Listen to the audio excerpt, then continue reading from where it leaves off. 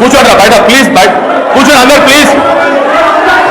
దయచేసి నాన్న మన బీఆర్ఎస్ కార్యకర్త రమ్మని చెప్పు. దయచేసి అమ్మ కూర్చోండి, మీరు రండి కూర్చోండి. అరే బాబు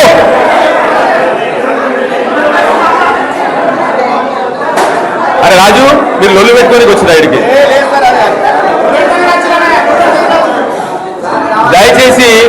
దయచేసి అందరికీ చెప్తా ఉన్నా నేను. కూర్చోండి మీరు కూర్చోండి. డాక్టర్ ప్రభుత్వం గురించి ఒక చెడు మాట మాట్లాడిందా?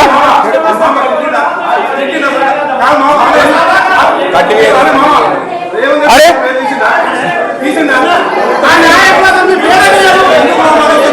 నేను మీ నాయకుల పేరు సచిన తీయ కూడా తీయది. మీ నాయకుల పేరు మీ తెలియదు నా గురించి. ఒక్క మీటింగ్ లో చూపండి మీ నాయకుల పేరు తీసిన నాయకుడు నేను పేరు. నా ఉన్నతనం గాలుగులు నేనే పేరు తీసానా? ఇదమ్మా అమ్మలకు మా అమ్మలకు చెక్కులు ఇచ్చుకున్నారు పంపిస్తా. ఇక్కడ గొడవ పెట్టుకోనికి వచ్చారు కాబట్టి నేను కూడా మీ టైం వేస్ట్ చేయదలుచుకోలేదమ్మా. వీళ్ళందరూ మనం మంచిగా మాట్లాడడానికి పంపిద్దామని పెట్టుకుంటే ఇక లొల్లి చేస్తా ఉన్నారు. నేను మీకు వెంటనే చెక్కులు ఇచ్చి పంపిస్తా. కానీ మీ అందరికి అర్థమైంది కదా ఇప్పుడు నేను చెప్పిన ముచ్చడంతా. ఎవరిని తిట్టలే, ఎవరిని చేయలే, ఒక నాయకుని ఆలోచన గురించి చెప్పిన. ఆ గొప్పతనం, ఆ నాయకుని గొప్పతనం వినే ఓపిక మనకు లేకపోతే మనం అందరం కూడా జీవితంలో పైకి రాం. మనం ఎప్పుడైనా మంచిని మంచి అనాలే, చెడుని చెడనాలే. మంచిని మంచి అనాలే, చెడుని చెడనాలే. రాజకీయాల్లో మన అందరం బతకనికి రాలే. రాజకీయం ప్రజలకు సేవేయనికి ఒక విధానం. చాలా మందికి రాజకీయాలంటే కమిషన్లు ఇచ్చుడు, పైసలు తీసుకున్నాడు. డాక్టర్ సంజయ్ అంటే నన్ను కొనాలంటే ఇప్పుడు చాలా మంది నాయకులు పార్టీ మారిండ్రమ్మా. మా ఎమ్మెల్యే పక్కన ఎమ్మెల్యే, ఒక జైత్యాల ఎమ్మెల్యే పార్టీ మారిండు. అంటే చాలా మంది మారిండు.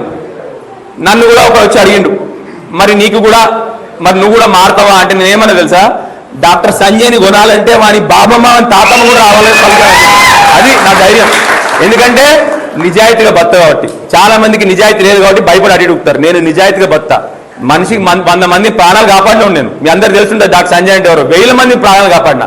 పిచ్చి రాజకీయాలు, చిల్లర రాజకీయాలు నేను ఇప్పుడు చేయను, భవిష్యత్తులో చేయబోను. నాకు కేవలం కావాల్సిందల్లా నేను ఏ రోజు ఆ నాయకుని తిట్టి బతక. ఇప్పుడు నా గురించి చెప్పుకుంటా. నేను మంచి ఉన్నా చెడ్డున్నా మీరు నిర్ణయించాలి అంతే. నేను వేరే వాళ్ళని తిట్టుకుంటా, నా భోజనం కట్టుకోను నేను. సో ధైర్యంగా ఉంటా, ఎందుకంటే నిజాయితీగా ఉంటా, ధైర్యంగా ఉంటా.